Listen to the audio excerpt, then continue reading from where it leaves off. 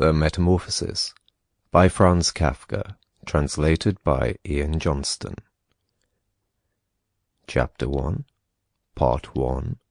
One morning, as Gregor Samsa was waking up from anxious dreams, he discovered that in bed he had been changed into a monstrous, verminous bug. He lay on his armour-hard back and saw, as he lifted his head up a little, his brown, arched abdomen divided into rigid bow-like sections.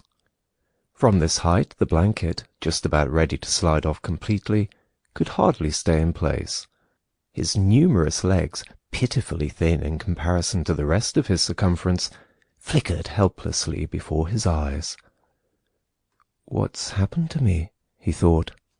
It was no dream. His room, a proper room for a human being, only somewhat too small, lay quietly between the four well-known walls. Above the table, on which an unpacked collection of sample cloth goods was spread out — Samsa was a travelling salesman — hung the picture which he had cut out of an illustrated magazine a little while ago and set in a pretty gilt frame. It was a picture of a woman with a fur hat and a fur boa. She sat erect there, lifting up in the direction of the viewer a solid fur muff, into which her entire forearm had disappeared. Gregor's glance turned to the window. The dreary weather, the raindrops were falling audibly down on the metal window ledge, made him quite melancholy. "Why don't I keep sleeping for a little while longer and forget all this foolishness?" he thought. But this was entirely impractical, for he was used to sleeping on his right side, and in his present state he couldn't get himself into this position.